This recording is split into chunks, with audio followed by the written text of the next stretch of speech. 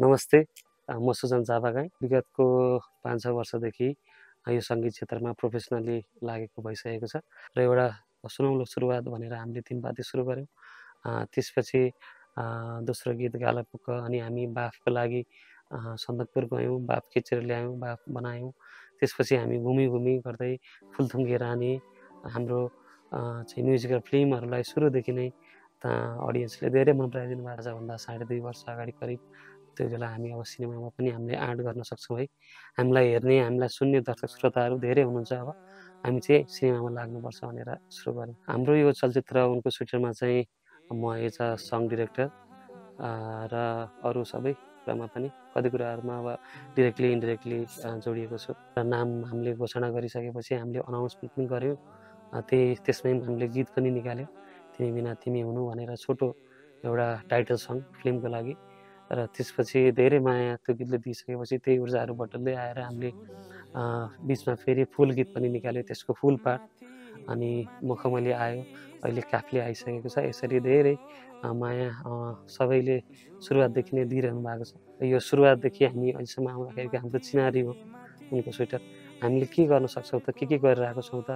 हामीले अहिलेसम्म गरेका म्युजिकल फिल्महरूमा चाहिँ हामीले सानो ड्युरेसनमा धेरै कथाहरू भन्न सकिरहेका थिएनौँ। त्यो सबै कुराहरूलाई समष्टिगत रूपमा हामीले यो सिनेमामा देखाउनुपर्छ भन्ने उद्देश्यले लागेको भएर उनको स्वेटर चाहिँ मेरो लागि एकदमै खास।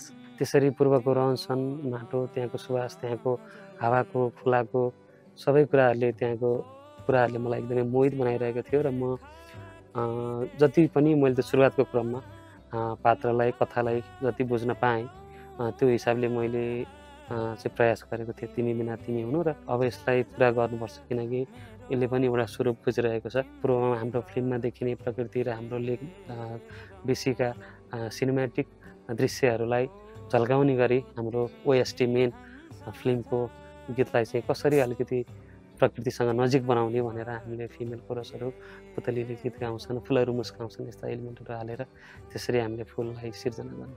एउटा जेनेरेसनले अर्को जेनेरेसनलाई साट्न सकिरहेको थिएन। ती कुराहरूलाई नै हामीले कथामा जोडेर एउटा कौडालाई हामीले पूर्वको भेगमा ल्याएर त्यहाँको गुरुङ समुदायमा चाहिँ परिचित गरायौँ र यही कथालाई नै बोकेर हामीले मखमली बनाएका थियौँ।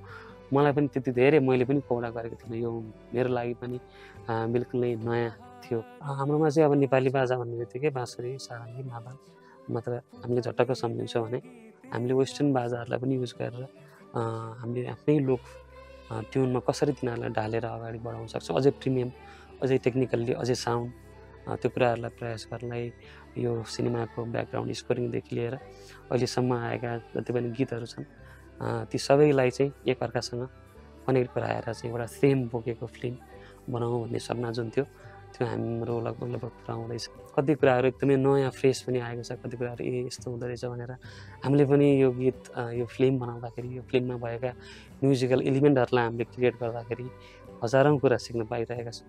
काफ्ले गीत आइरहँदाखेरि जुमादेलाई पनि धेरै सम्झिन चाहन्छु। एकदमै उहाँले पश्चिम र पूर्वको सबै कुराहरू एलिमेन्टलाई जोडेर मेलोडीहरू कलेक्ट गरेर एकदमै पृथक र एकदम दिव्य बनाउनु भएको छ यो गीतलाई पनि।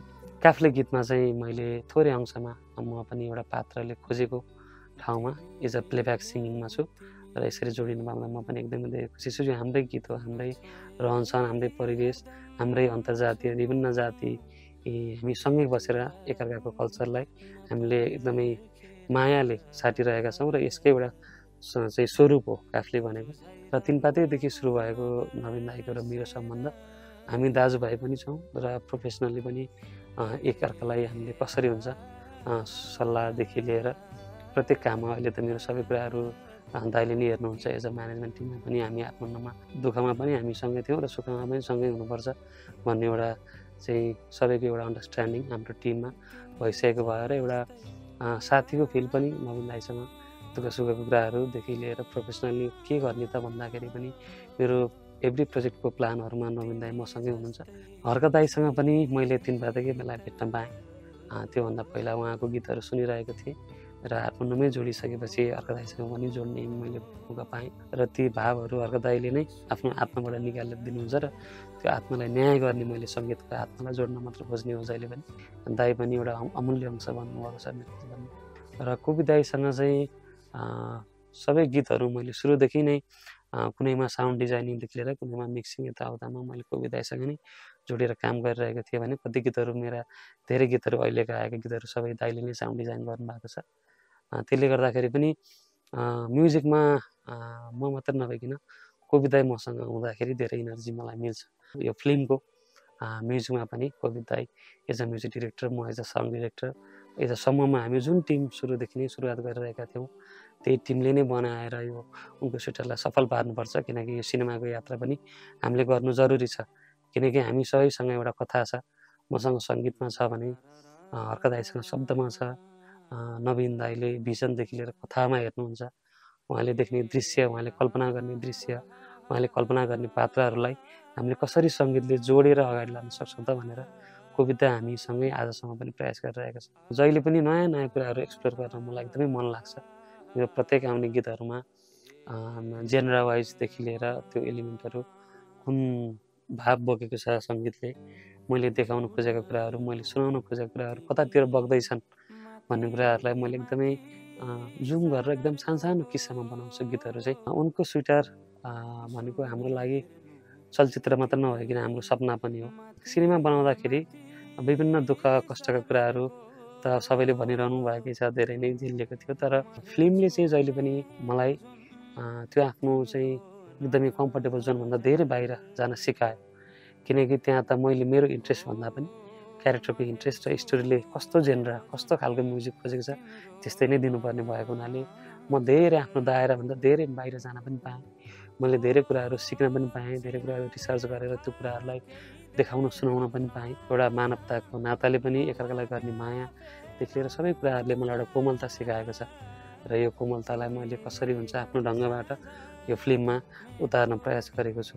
तपाईँहरूले जति एक्सपेक्ट गर्नुभएको छ गीतहरू सुनेर त्यत्तिकै मुलायम, त्यत्तिकै मायालु हामीले फिल्म बनाएका छौँ भन्ने हामी चाहिँ त्यो कुरामा चाहिँ ढुक्क हुँदैछौँ। बिस्तारै चाहिँ हामी यो चलचित्रबाट धेरै माया पाएर धेरै इनर्जी फेरि बटुलेर फेरि अर्को चलचित्र बनाउनुतिर अवश्य लाग्ने नै छौँ। यो यात्रा रोकिँदैन।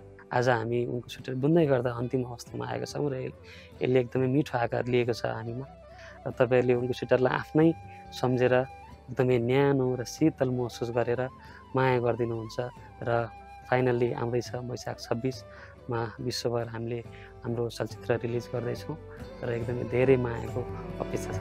Thank you. फुलहरू मुस्काउँछन्, पुतलीले गीत गाउँछन्।